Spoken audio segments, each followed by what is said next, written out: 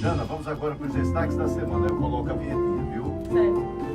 E aqui tu vai chamar é Rui. Tá, viu, Rui? Dá uma pausazinha que eu vou colocar a vinhetinha. Destaques da semana. 88,9 Universitária. Os dois para os três, o microfone não ficar aberto, viu? Porque...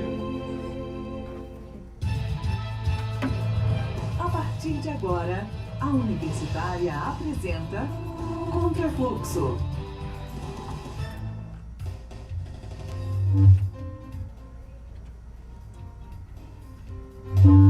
Boa tarde. Boa tarde para você que está na sintonia da Rádio Universitária, para você que nos acompanha pela transmissão ao vivo da nossa página no Facebook. São agora 12 horas e 30 minutos e nós vamos juntos até às 13 horas. Começa agora o programa Contrafluxo, uma parceria com a Rádio Universitária e o apoio do Adurne Sindicato. Eu me chamo Jana Sá e com o colega jornalista Rui Rocha estaremos a partir de hoje, todas as sextas-feiras, neste horário, para batermos um papo sobre política, educação e cultura. Boa tarde, Jana Sá. Boa tarde, ouvintes. Boa tarde, Ana. Oi, pessoal.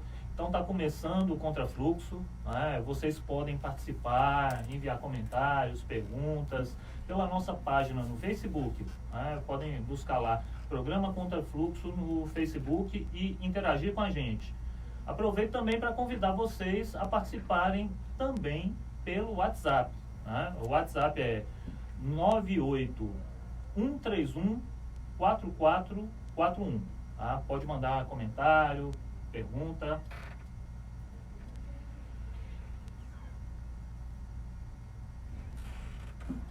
Então hoje a gente vai trazer uma conversa sobre diversos assuntos importantes que foram discutidos ao longo da semana na nossa mídia e até assuntos que foram pouco discutidos, mas são importantes para você acompanhar, para você ficar por dentro, para você ficar atento ao que está acontecendo.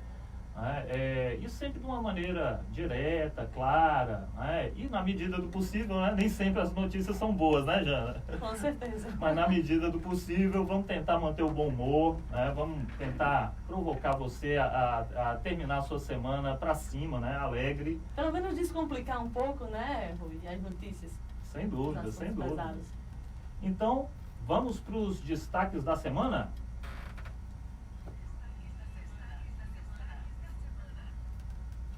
Olha, Rui, eu começo destacando a campanha pela permanência da Petrobras no estado do Rio Grande do Norte. É uma campanha que está sendo promovida pelo Sindicato dos Petroleiros, aqui do estado do Rio Grande do Norte, o Sindipetro-RN, com a parceria de outras 50 entidades ligadas ao movimento sindical, social, estudantil, além da Fierne, OAB, Governo do Estado, Arquidiocese de Natal e CREA. Então, assim, Rui, é uma campanha que já inicia forte, para defender uma empresa que é importante, estratégica para o nosso povo, para a nossa economia, para a nossa cultura, mas que pode estar com os dias contados aqui no estado do Rio Grande do Norte. Sobre esse governo de Bolsonaro, a nova direção da empresa iniciou um movimento de concentração das atividades da empresa no Sudeste. Então, os funcionários aqui, que são lotados aqui nos estados do Nordeste e do Sul, eles já começaram a ser transferidos para os estados de Espírito Santo e Rio de Janeiro. Veja, Rui, segundo dados do Sindipetro-RN, só com a redução das atividades da Petrobras, a venda dos campos maduros no estado, isso já resultou na retirada de 50 mil empregos do setor. Então, a saída da empresa agora do estado, ele deverá acarretar a perda de outros 10 mil postos, 10 mil empregos diretos que restam aqui no estado. Poxa, Jana, essa notícia é muito preocupante, Se a gente for pensar, o Rio Grande do Norte vem aí de seguidas crises, Vem se virando com uma crise econômica muito grave, e, poxa, já perdeu 50 mil empregos e ainda pode perder mais 10 mil, é isso mesmo? Isso, exatamente, Rui. Sem falar, Rui, que veja o impacto que a saída dessa empresa causa para a economia do estado do Rio Grande do Norte. Hoje, quase 100 municípios, eles são beneficiados com os recursos dos royalties do petróleo. Então, a soma da arrecadação desses municípios com a do Estado, totaliza em torno de 430 milhões por ano. Fora as contribuições tributárias, né? De ICMS é recolhido aproximadamente 900 milhões por ano, Rui. Isso é muito grave, né? Se a gente for pensar, a Petrobras tem um peso muito grande para o estado do Rio Grande do Norte, né? Se você analisar com cuidado, né, são diversos projetos em educação, projeto de cultura, projetos de ciência e tecnologia, né? Na Universidade Federal do Rio Grande do Norte nós temos diversos laboratórios mantidos pela Petrobras. Quer dizer, não é só a Petrobras não interessa apenas ao trabalhador, às pessoas que prestam serviços, que já é muita gente, né? Que já são muitas pessoas diretamente afetadas. Mas, para além disso, nós temos aí milhares, para não dizer milhões de pessoas que são afetadas em todo o Nordeste, né? Aqui no Rio Grande do Norte, se a gente for imaginar o impacto que a Petrobras tem para as grandes cidades ou até para os pequenos municípios, né, é muito grande. Eu espero que isso seja revertido, né? Essa decisão, na minha avaliação, é altamente equivocada, né? Como é que você, uma empresa que foi construída para gerar desenvolvimento, para aproveitar os nossos recursos naturais de uma forma racional, sustentável social e ambientalmente, né? Como é que você tira uma empresa de uma região, de um estado que depende tanto dessa empresa? É uma decisão que não é só técnica, é uma decisão política também, né? Sem dúvida, Rui, é uma decisão política, até porque é uma decisão de privatização da Petrobras, né? Essa gestão já começa a privatizar a empresa, né? E essa campanha, né, que tem um slogan pelo povo potiguar, a Petrobras fica no RN, ela foi lançada no dia 25 de novembro com a presença aqui do geólogo e ex-diretor da Petrobras, que apesar de não gostar do título, né, é conhecido como pai do pré-sal. Todo mundo chama ele assim, né? Que é o Guilherme Estrela, e ele ressaltou o que o caráter de uma empresa estatal oferece de retorno para o povo brasileiro, né, Rui?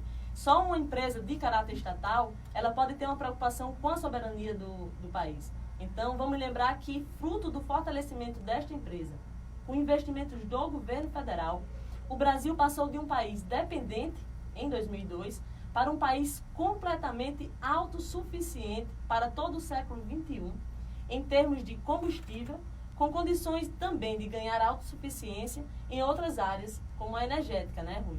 Então, portanto, não faz sentido a gente pensar uma empresa que produz e refina o petróleo para abastecer todo o país, praticar hoje, por exemplo, o preço do combustível internacional, né?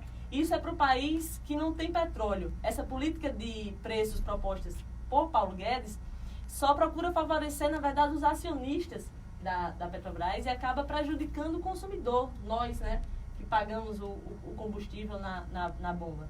Já chegou a R$5, né? Sim, exatamente. Em alguns postos já está nesse preço. Isso é algo muito prejudicial ao consumidor, né? Se a gente for pensar que o preço da gasolina, ele acaba impactando uma série de outros serviços, uma série de outros produtos, né? Isso aí deveria ter sido observado com muito mais critério. E além disso, tem alta no diesel, tem alta no gás, né, em outros combustíveis. E a Petrobras, ela tem um custo de extração e refino muito baixo. Então, assim, ela poderia tranquilamente reduzir esse preço da gasolina, do diesel, do gás de cozinha, né? Vamos lembrar que já tem gente voltando a cozinhar a lenha nesse país, gente. Isso é um absurdo, né? Um retrocesso sem tamanho. Então, assim, toda empresa internacional, como é o caso da Petrobras, ela busca a integração da cadeia de produção. Ou seja, a gente fala do poço ao posto. E hoje a Petrobras ela está ficando só no poço, né? Já vendeu aí a BR Distribuidora, está vendendo as suas refinarias, Rui. Isso tira qualquer possibilidade dessa redução, essa expectativa da gente de ter a redução de preço dos combustíveis no futuro. Aumenta a dependência, né, em relação à economia internacional, né, justamente no momento em que estão acontecendo tantas ameaças, né, tantas transformações, moedas sofrendo ataques especulativos. resumindo, para quem está em casa, para quem está nos ouvindo, para quem está no carro, ou para quem está nos acompanhando aí no Facebook, oi galera, isso aí pode impactar severamente as suas contas no fim do mês. Né? Pode aumentar o preço da cesta básica, seguramente aumenta o preço dos transportes, né? Tanto o transporte público quanto o transporte individual. Então é algo muito preocupante. Sem dúvida, Rui. Eu não consigo lembrar, Rui, de uma empresa que tenha oferecido ao Estado do Rio Grande do Norte mais incentivo ao fomento da cultura, da ciência e da tecnologia, como é o caso da Petrobras. É gravíssimo. Diversos projetos de educação, né? Que essa campanha realmente do Sinipetro consiga um resultado positivo e que a gente tenha a continuidade das atividades, não só a continuidade, mas a expansão das atividades dessa empresa no estado do Rio Grande do Norte. Pois é, Jana. Então vamos para mais destaques? Vamos lá. A Comissão de Constituição e Justiça, né, a CCJ da Câmara dos Deputados, aprovou na quarta passada, por 39 votos a 14, a admissibilidade da proposta de emenda à Constituição 438 de 2018. Essa PEC, ela cria gatilhos para conter as despesas públicas e preservar a regra de ouro. De acordo com esse dispositivo constitucional, o governo não pode se endividar para pagar despesas como a folha salarial, manutenção de órgãos e programas sociais, entre outros gastos. A proposta foi admitida na CCJ, né, tem o objetivo de conter a expansão do gasto público, em especial com direitos sociais e com servidores públicos. A PEC ela foi proposta pelo deputado Pedro Paulo, do Democratas do Rio de Janeiro, e ele declarou que este ano o governo teve que abrir um crédito extraordinário de 248 bilhões para equilibrar as contas. Isso já causou um impacto de 4% na dívida pública, que já chega a 80% do PIB. Bem, Jana, essa notícia, a gente tem que comentar com muito detalhe, né? Porque no fim das contas se fala muito em austeridade, se fala muito em redução do gasto público, mas as pessoas não têm o conhecimento detalhado de como funciona o Estado, né? Na verdade, quando você corta o investimento, você também derruba a arrecadação. Nos últimos 4 anos, o que a gente está vendo é uma redução drástica na receita do Estado. Isso também causa impacto na dívida. Amplia a dívida, amplia os custos do Estado. Isso acaba, no fim das contas, virando uma espiral, né? Você corta, aí você é obrigado a cortar mais, Ninguém é contra a qualidade do gasto público, muito pelo contrário. Qualidade, eficiência, tudo isso é muito importante. Mas a gente não pode confundir qualidade no gasto público com o Estado vai arrecadar muito menos. Aí daqui a pouco vai precisar cortar mais. E depois cortar mais.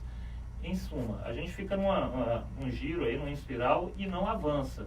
Os problemas só vão se aprofundando. Essa PEC, ela inclui 20 medidas para conter despesas, 11 para gerar receitas. Infelizmente o pessoal acaba desconsiderando isso.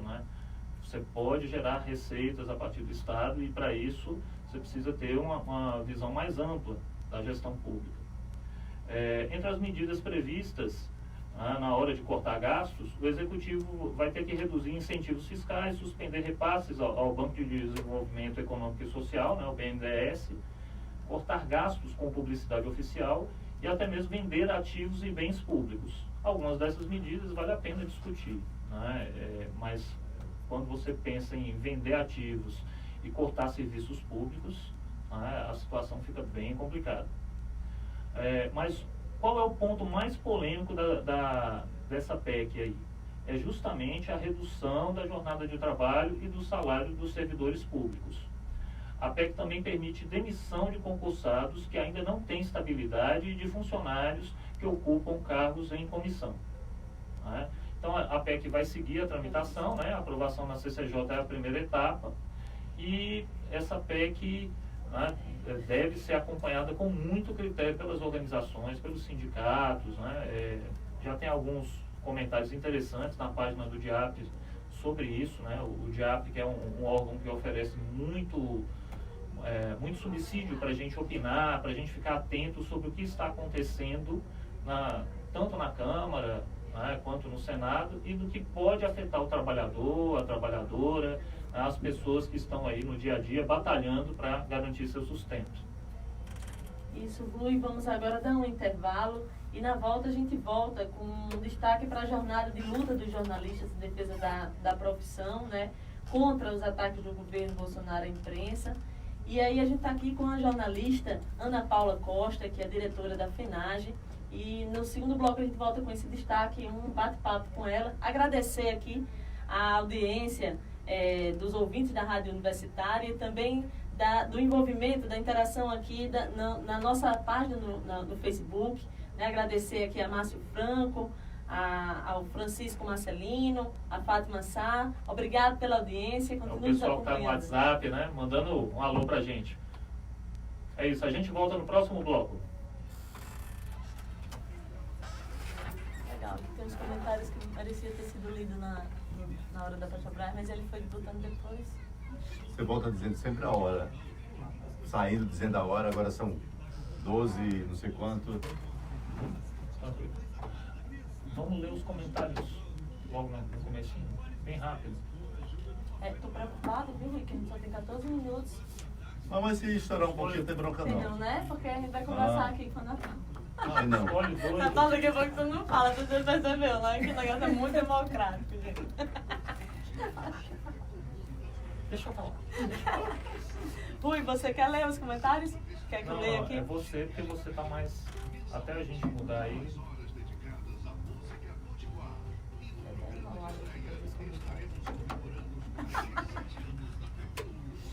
Gente, como é que eu vejo todos os comentários? Nós vamos voltar, tá? Peraí, gente, como é que eu vejo os comentários? 10 comentários, quero ver todos. Aí voltem sempre dizendo a hora, tá? Saindo e... Pra voltar dizendo a hora. São 12h48. Rui, vamos deixar pra lá os comentários, tô conseguindo abrir não. Aqui, ó. A hora. Eu volto falando, aí você só lê 1 e 2 comentários rapidinho. Mas é porque os comentários mais importantes que é da Petrobras passaram pra baixo e o computador aqui eu não tô conseguindo. Voltando. Com isso, não. Vamos apresentar Contrafluxo. Então, voltamos. Peraí. Estamos de volta. Peraí. 12h48. Agora a gente começa o segundo bloco do programa. E daqui a pouco vamos ter uma entrevista super bacana com a jornalista Ana Paula, né, que vai falar sobre as movimentações que estão acontecendo, né, sobre uma importante notícia que nós vamos comentar daqui a pouquinho. Mas fala, Janassá, você tem comentários aí? Tem muitos comentários aqui, Rui. Eu vou destacar um por causa do adiantar aqui da hora, mas é para você, Adinaldo, que está aqui conosco no programa. A voz do nosso locutor é demais. Tem que ser tombado como patrimônio imaterial da TV. Olha, eu concordo completamente. O nosso clube de Edinaldo está bombando aí, né? Obrigada, Márcio Franco, pelo comentário, pela participação. Também ele fez alguns comentários importantes aqui da Petrobras. A gente vai depois incluir para os próximos programas. Rui, e o destaque é para a jornada de luta, né, dos jornalistas em defesa da profissão, contra os ataques do governo Bolsonaro à imprensa e ao exercício do jornalismo ético e plural. O presidente Jair Bolsonaro chega ao mês de dezembro completando, Rui, 111 ataques à imprensa. Esses são dados de um monitoramento que a Federação Nacional dos Jornalistas fez para o período de 1º de janeiro a 30 de novembro deste ano. Gente, somente no último mês foram 12 ocorrências, todas categorizadas como descredibilização da imprensa. Em 11 meses como chefe de Estado, Bolsonaro faz um ataque à imprensa a cada 3 dias. Isso é muito grave, né? Um ataque a cada 3 dias, viu? Não, isso está num contexto maior, né? A gente está vendo, hoje em dia, um excesso de informação, né? As pessoas estão submetidas a muito contato com as redes sociais digitais e algumas pessoas, lamentavelmente, estão se aproveitando disso para espalhar notícia falsa, né? Para quem tem dúvida, né? Às vezes a gente fica falando fake news, né? Fake news é muito simples, é uma notícia falsa, é a mentira, né? E o que acontece? Ao mesmo tempo, enquanto dissemina a notícia falsa, algumas pessoas, alguns políticos profissionais também se aproveitam para atacar o jornalista, que é aquele profissional especializado em procurar a verdade, em ir atrás dos fatos, checar, conferir, ver o que aconteceu, como aconteceu, onde aconteceu. Né? E os jornalistas têm um papel primordial na sociedade contemporânea. Né? Sem bom jornalismo, a gente não consegue tomar boas decisões econômicas, políticas, sociais. Isso mexe com toda a nossa vida. Então é importante que cada um procure informação de qualidade, né? E que as pessoas também entrem nessa luta em defesa do jornalista, em defesa do jornalismo. Né? Até as empresas deveriam ter uma postura muito mais criteriosa. Né? E, infelizmente, tem muitas empresas de comunicação que não protegem os seus jornalistas, que não estão defendendo o jornalismo como deveriam. Sim, Rui. E como é que você tem uma informação de qualidade, né? Sem você ter o trabalhador, que é o jornalista, né? Responsável. E a gente tem um compromisso que a gente firma no nosso curso de formação, que é com a ética, né? Ao exercício da profissão. Então, é lamentável que a gente esteja lutando, tendo que lutar, na verdade, para garantir que a gente tem um registro para o exercício da profissão.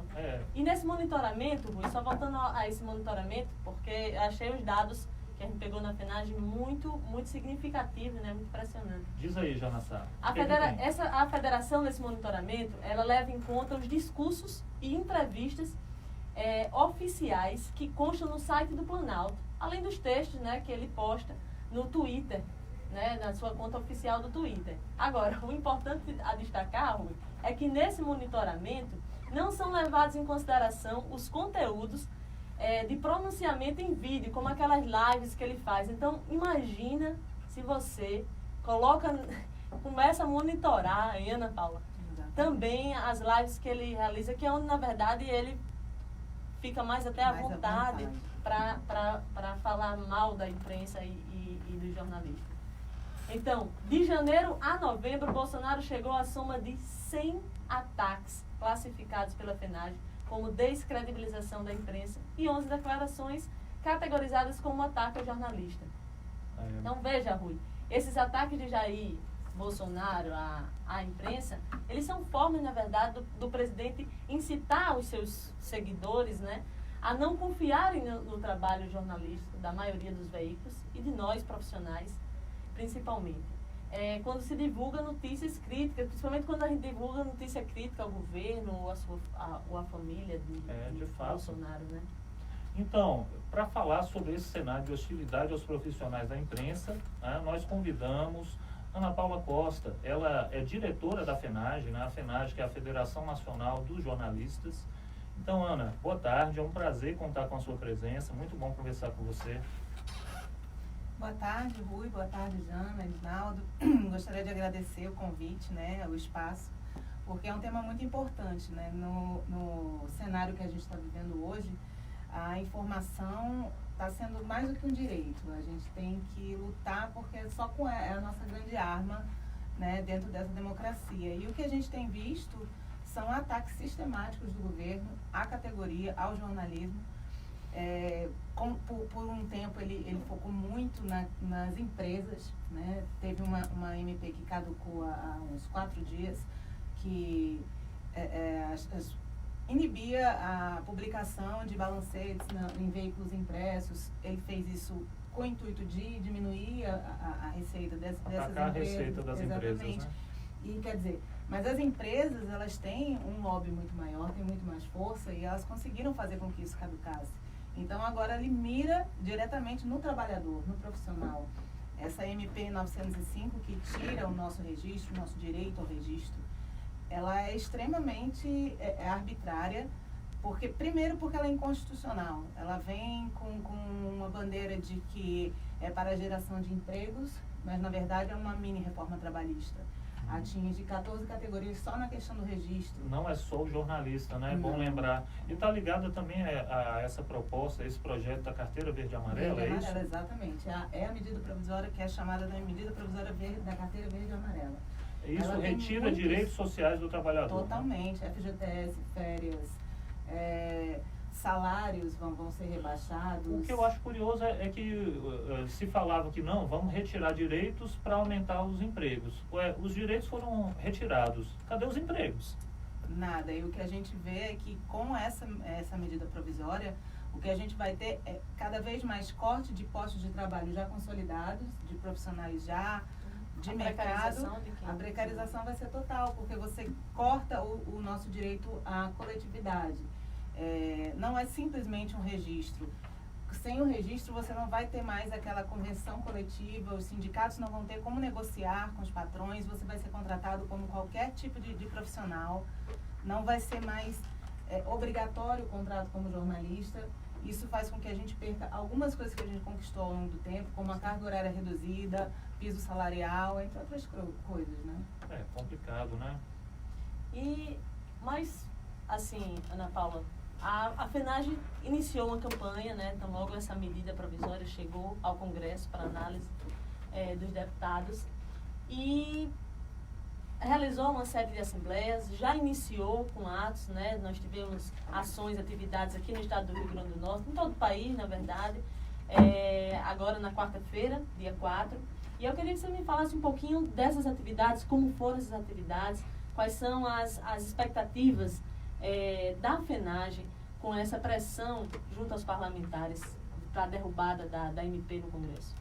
A gente está muito otimista com relação ao que refere ao que atinge a gente, né? Principalmente a questão do registro. Mas o nosso objetivo é derrubar essa medida provisória por completo, porque nos entendemos como trabalhadores e achamos que ela vai nos prejudicar não apenas no registro, mas em todo o seu contexto.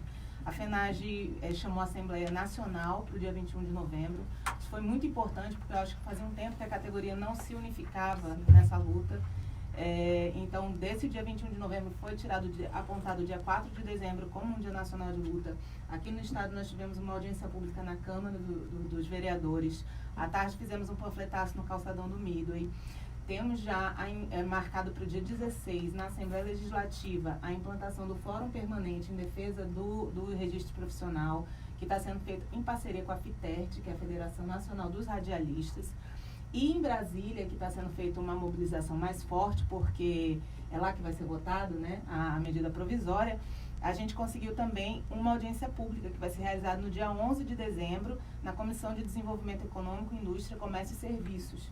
Vai ser a pedido do deputado federal Bosco Saraiva, de Solidariedade do Amazonas, em parceria com a FENAGE, onde a gente vai discutir. Temos conseguido bastante apoio. No Rio Grande do Norte, a deputada Natália Bonavides e o deputado Rafael Mota apresentaram emendas para retirar essa questão que nos atinge do registro, mas é como eu falei, a gente pretende derrubar a medida provisória por completo, porque ela não é só a questão do registro, ela é muito mais do que isso, é um ataque muito mais profundo ao direito dos trabalhadores.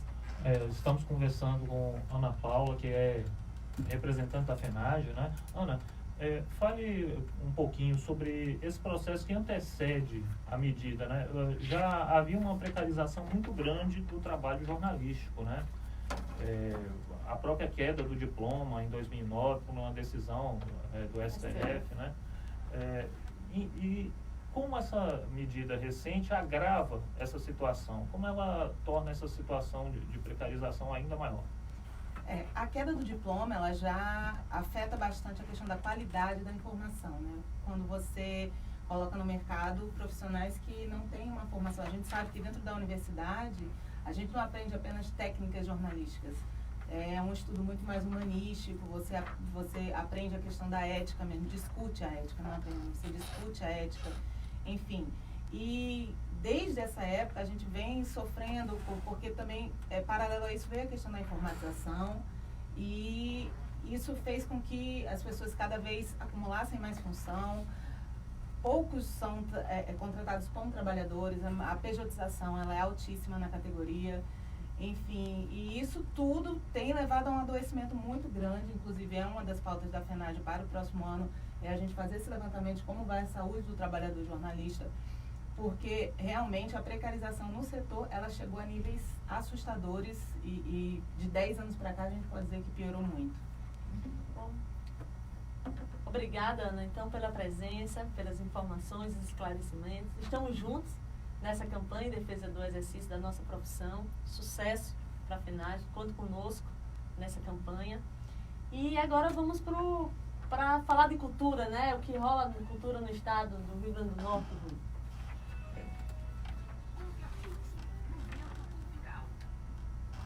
Rui, antes de fazer um destaque, queria só agradecer aqui a audiência, os que estão acompanhando o programa pela página do Facebook da gente. Tem Márcio Franco, fala em tempos sombrios, mas haverá resistência, sim, muita resistência.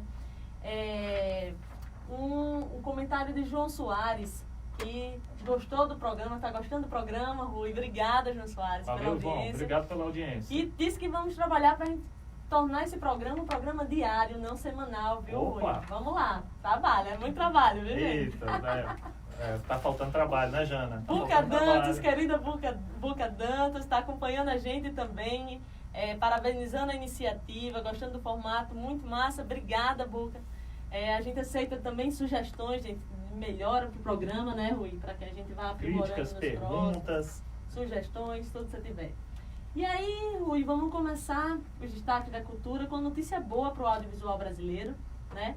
A Câmara aprovou nesta quarta-feira um projeto de lei que prorroga os incentivos do cinema nacional, que é o Recine a Lei do Audiovisual.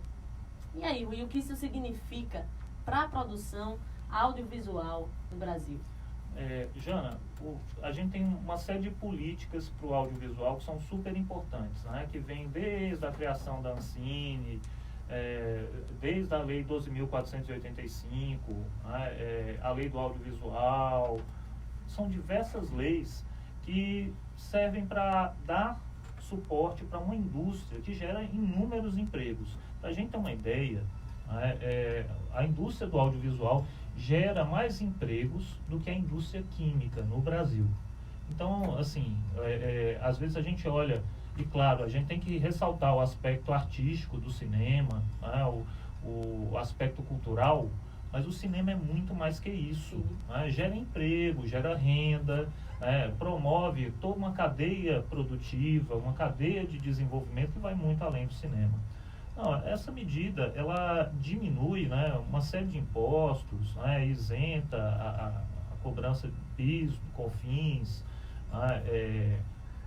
impostos sobre importação de produtos, né, porque a cadeia do audiovisual acaba utilizando muito equipamento que vem de fora, né. Então, assim, é importante. E, assim, claro, às vezes a gente esquece um fato que é essencial. Todo país incentiva o seu cinema. Todo o país promove isenção de impostos, fundos setoriais. Os Estados Unidos, a maior indústria audiovisual do planeta, os Estados Unidos fazem isso. Então fica parecendo que, não, só o Brasil faz. Não, a Europa faz, os Estados Unidos, Japão, China, todos os países fazem isso. Então é nosso dever também proteger o audiovisual, incentivar o audiovisual. Sim. Ainda aqui com comentários no Facebook, eu tenho um comentário aqui de Wellington Duarte. O Wellington Duarte é presidente do Adurno Sindicato e está sugerindo aqui, Rui, que o programa seja diário. Eu estou imaginando, Edinaldo, que o Adurno Sindicato, que está apoiando esse programa, ele esteja pensando, né, em conversar com a Rádio Universitária para tornar esse programa diário. E a gente está com o tempo estourado, mas eu queria só falar da mostra de cinema LGBTQI+, certo? Que acontece agora, em dezembro, batizada de Afronte.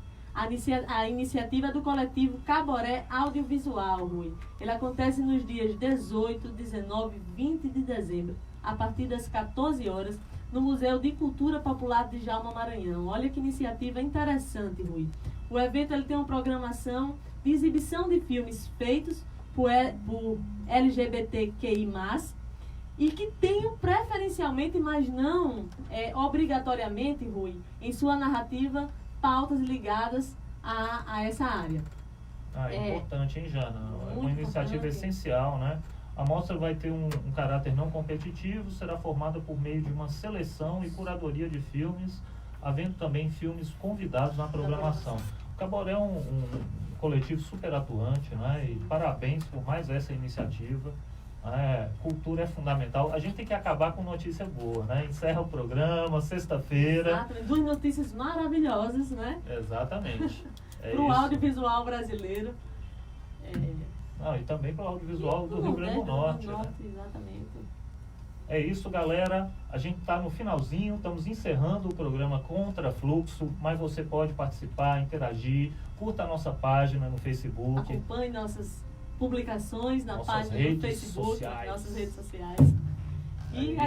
agradecer a Edinaldo, a parceria aqui. Edinaldo, muito obrigada. Agradecer a companhia do colega jornalista Rui Rocha. Valeu demais, Jana Sá. Agradeço demais você ter aceito, Ana Paula, o convite para estar aqui conosco, falando dessa campanha importantíssima.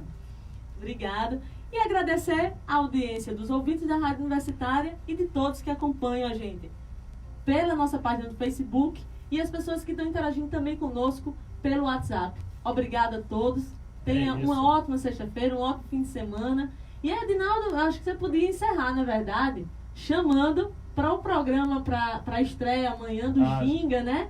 Eu fui convidada, estou esperando assim, mas contar de novo, um convite especial aqui, Edinaldo. Poxa vida, fico feliz de vocês abrirem espaço para a gente convidar aqui a audiência, aproveitar a audiência do programa Contra Fluxo, para convidar uma grande estreia, uma nova proposta, uma janela que se abre, mais uma janela para o artista local. Amanhã, a partir do meio-dia, no Parque das Dunas, a gente queria muito contar com muita gente lá, prestigiando o nosso público com toda a sua emoção, né, passando essa emoção para a gente e para a gente poder repassar essa emoção que com certeza vai estar muito intensa por lá, para o pessoal que está em casa através da TV Universitária e a rádio, já que os dois veículos estarão transmitindo de forma simultânea o programa. Serão 2 horas, aí a gente vai receber Valéria Oliveira com a roda de samba Cores do Nosso Samba, e ela convida Bertone Oliveira, Josi Ribeiro e Danilo Matos, do grupo Além do Normal, um grupo que está fazendo muito sucesso, a resistência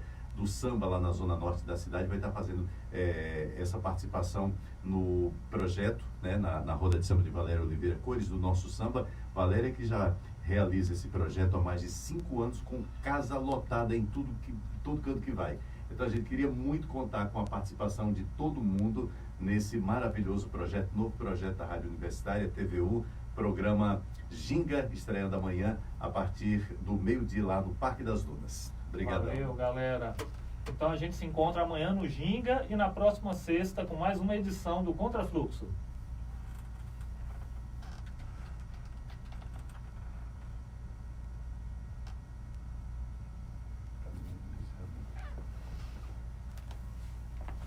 Tchau, galera. A Universitária Valeu. apresentou. Fazer uma foto.